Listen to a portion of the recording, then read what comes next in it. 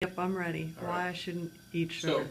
this is exactly what people do. I'll get into the sugar thing in a minute, okay? I'll repeat that because I want a copy of this. We're going to post it. But here's what people do. If this is, I'm just going to say this is baseline, and this is no symptoms, okay? I didn't say you're healthy at baseline. I just said there's no symptoms. But when people come in, they're down here somewhere, okay? So we say, okay, in order to, and think of this is like a hole in the ground, okay? So we're gonna take a whole bunch of stuff up in here and we're gonna have to fill the hole.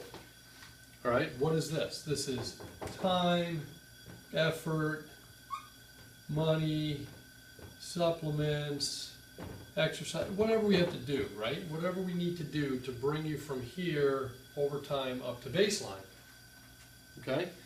So people will do the work, they'll spend the time, they'll spend the money and all that stuff, and they get to baseline, okay?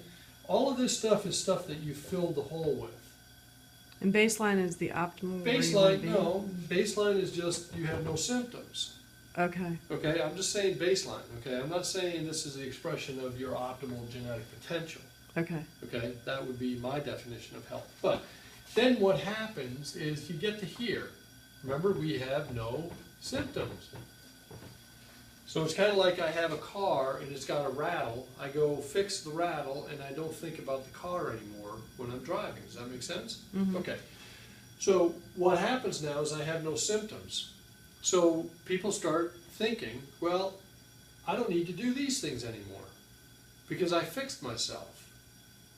And then over time, I'll extend this out, over time, they slowly start to whittle down and all of a sudden they can't stand it anymore and they come back in and they go, I have a problem.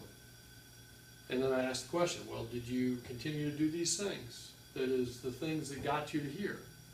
So they're not just things that you need to do in order to fill the hole.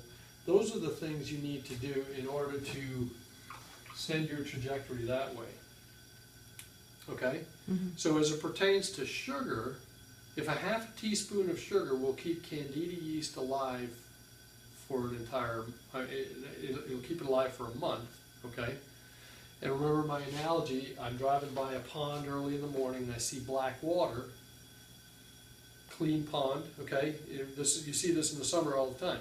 Hot, humid day, I drive back home from work and I look at the pond and it's all green, it's got scum on it. And you're like, well, that happened fast.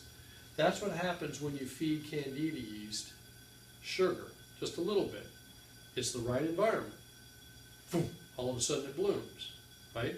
So now you've got to go through the whole process all over again to kill the candida, which you're never going to quite kill because it just goes into a spore state, right? And then you got to keep your immunity and your internal environment so it can't express. It's not an optimal environment for it to express.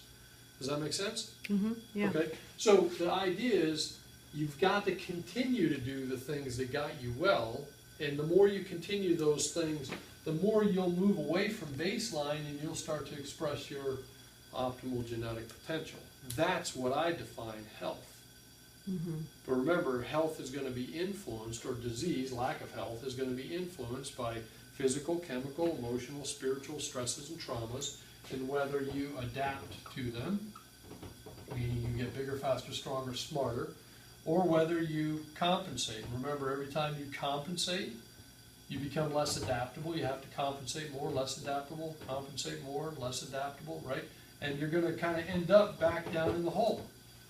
But that's how people get there. Does that make sense? So you have to continue to do the things that got you well. They become habits now. It's kind of like when people go on a diet and then halfway through the diet they're like, oh, I can't wait till I can go back and eat my pizza and ice cream. You're like, well, that's what got you where you were, right? Yeah. So why would you sit there and go do that again if it's not where you want to be? It's all about trajectories. Everything we do has every action has a reaction, right?